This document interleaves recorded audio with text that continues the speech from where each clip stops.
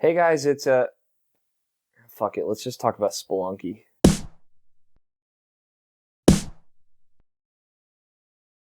Guys, it's Alex O'Neill here again for another Alex Talks. If you're unfamiliar, I'm Alex O'Neill. This is where I talk. I call it Alex Talks because I'm not creative. And I just kind of shoot the shit about video games, and you guys will watch and sometimes comment. I really appreciate it. People have been commenting recently. Thank you. You guys are awesome. So I decided it's time. Today's the day. I'm wearing my special shirt. It's time to talk about why I love Spelunky. And if you listen to the podcast, which I hope you do, Irrational Passions podcast, if you don't already listen, I talk about Spelunky a lot. And some might call me obsessive when it comes to Spelunky. I would say I own it on all platforms, PC, Vita, PS3, and Xbox 360. And a Spelunky HD, I think, is the one that I'm going to specifically talk about. There is an original freeware version of Spelunky that's like all 8-bit and it's on PC only. That's not the version I'm talking about. I'm talking about that. I've played that, I should say, a little bit, and it's okay. It doesn't have the magic as much of it.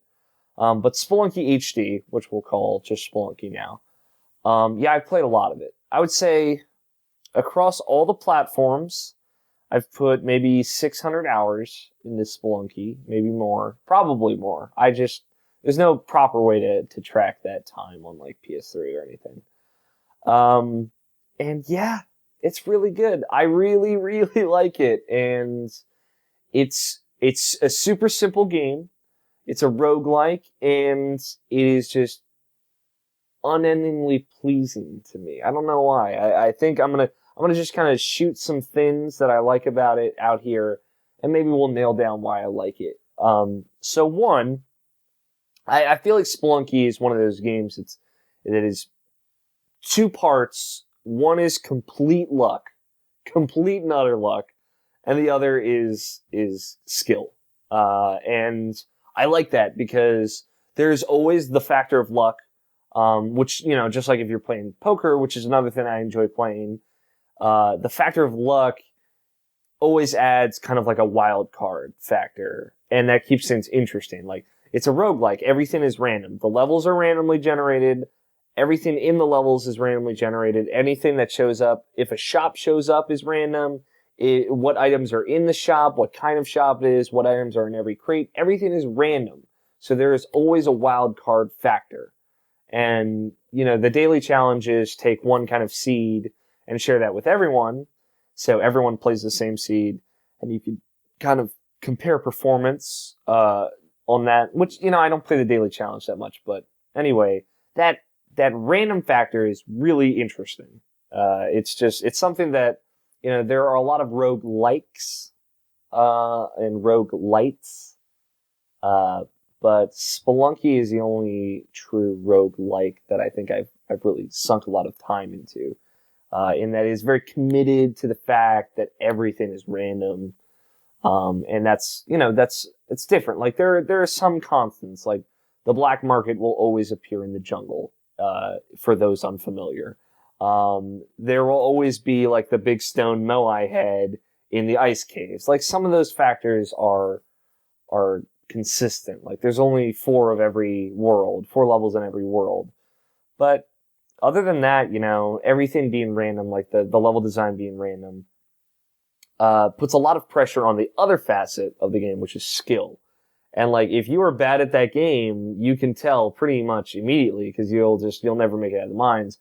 But if you're careful, you're calculated, you're like saying, oh, I shouldn't spend a bomb to get to this box because whatever's in the box isn't worth it. No, I mean, if you're just some new player, you're not thinking like that. You're like, oh, there's a box over there. It could be something good in it. Let me just blow all 4 of my bombs to get there. It's stuff like that, making those calculated risks and thinking about it, and like being able to pull shit like whipping the arrow traps and stopping the arrows in midair, which I realized as I've been playing again recently, I can just do that now. Like, I'm that good at it. I can just whip the arrows in midair. It's just like, I've played enough that my Spelunky reflexes are there.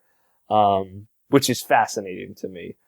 But, you know, those two facets kind of meeting in this really even middle ground of luck meets skill, is really fascinating. Like, I used to say, like, you can turn any run in Spelunky into a good run, but that's not really true, because if, like, you don't get any bombs on one run, like, literally 0 bombs, and you're only stuck with the first 4 that you have, you're pretty fucked if you're trying to make it to hell, which is the secret 5th world, you know?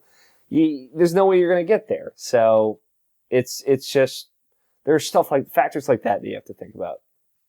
But then, of course, if you knew that you weren't going to get any bombs, but you're thinking like you won't, you can, you know, incorporate other factors like, oh, I'll just kill a shopkeeper, I'll take a shotgun, I'll take on the risk of having to kill shopkeepers at the end of every level to have that shotgun, so that when I get to Anubis and Anubis 2, I can kill them and still make it to hell. Stuff like that. Like, that's stuff that I think about when I play Spelunky, which sounds like probably crazy talk. If you have never played Spelunky and you're watching this, I'm so sorry. But like, another thing that I like about it is that each run, and run is kind of like what I call even every attempt. Each run that I make, I will get a different assortment of items. It's almost guaranteed that I'll get some other assortment of items that maybe it's a random combination that I haven't even gotten before. And having like this strange list of items, and even though like there are no new items that are just gonna appear, and I'm like, what the shit? I didn't know there was a super ray gun. That's not gonna happen. But still, you know, the likelihood of getting any kind of random set of items is cool, and it'll throw a new challenge at me if I'm like, all right, well, I didn't get a cape or a jetpack this round, but I did get climbing gloves, and I'm gonna have to make do with just that. You know, stuff like that. It's always different, and playing every time is always different, not just because of the levels and how they're always randomly generated, not just because the enemy placements are randomly generated, not because the game will just throw random shit at you, but because what aspects that make you a better player will change from round to round. Like, I really like the jetpack, but I'm not going to get the jetpack every time I play through that game. I've beaten the game with the jetpack, without the jetpack, with the cape, without the cape, without anything, you know, and it's been different experiences each time, like getting to hell, going through that process without a jetpack or a cape. You know, it's different. It's a different experience, and it's a new layer of challenge. Like, I could challenge myself, like, I'm not going to pick up any climbing gloves or jetpack or cape this run. I'm going to make it harder for myself. And I can do that just, you know, because all those aspects are optional and random. And it's interesting. Again, I'll drop that interesting bomb one more time for you. It's just super fun. Like, there aren't a lot of games that I can kind of sink endless amounts of time into and still have fun every time I play it. Or still have a challenge every time I play it, or still expect something new every time I play it. I mean, that's kind of the goal of a first-person shooter, but, you know, for me, I guess Spelunky just stuck better because of the randomly generated levels. Like, if I'm playing a first-person shooter, let's say I'm playing Titanfall, a game that I'm still playing and I still really, really like, but if I know the map, I know the map. The map's not going to change. I can change my loadout. I can change what kind of Titan I'm bringing in, but the map's going to be the same. You know, there's always a constant. In Spelunky, there is no constant. I was about to say the only constant is my skill level, but that seems to change on a daily basis as well. Like, I'm playing really shitty today, or I'm playing really good today. And, like, there's no constant. It's just random levels, random everything every time. The only constant is, like, the list of items, I guess. The total list of items. But that isn't to say you're going to get any of them. So there's a whole new spin on it. But yeah, Spelunky just, it always brings something new to the table for someone like me, who is always looking for that really tight gameplay that's just really satisfying in of itself. But it is just, you know, it's like constantly throwing wrenches in your gears, just trying to fuck with you. And there's something really endearing about it, I think. And I really like that. So, I love Spelunky. I'm going to keep playing it, probably. I play it very much less frequently now. I used to boot it up on my Vita pretty much every night before I went to bed, but I don't do that anymore. But I started playing it again with my roommate, and I don't really play multiplayer in Spelunky, so it got it back in my mind, and I got this shirt at PAX, and I was like, man, I should do an Alex Talks about Spelunky, because that game's really good. If you haven't bought it already, I don't know what you're doing. I highly recommend it. It's one of my favorite games ever. But yeah, it's very good.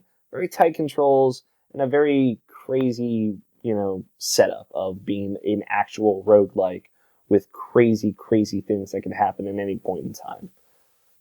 Plus there's that extra level of challenge for those of you who want to go through it like, man, I could use the shortcuts, but I'm going to Iron Man it, meaning I'm going to start from the very beginning, and I'm going to try and get to the secret fifth world hell, meaning I have to do a specific task in each world leading up to it. So there's always something to make it more interesting, I think. And finding my way to hell and doing all those specific tasks is still super satisfying for me. So there you go. That's why I like Spelunky. If you haven't played it, you should check it out. It's a weird, side-scrolling platformer type thing where you have a whip and you kill a lot of bats. But don't listen to me. Just check it out. Play it for yourself. That's it for today. No Twitter question because I haven't been on Twitter for the past couple days. I'm really sick. I'm trying to mask it for this video. Hopefully this gets out on time. But send your Twitter questions to me regardless. On Twitter, I'm at AlFighter27. You can send your topics, your Twitter questions to me.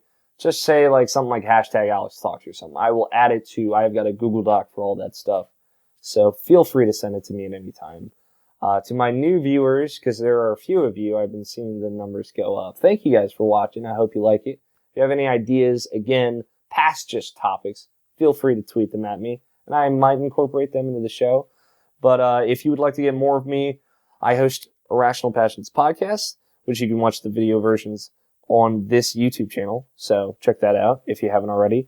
And irrationalpassions.com is the site I write for, and it has a bunch of awesome writers alongside me that put out just incredible stuff. So please check that out. But these go up. Alex Talks goes up every Tuesday and Friday. So until Friday, I will talk to you guys later.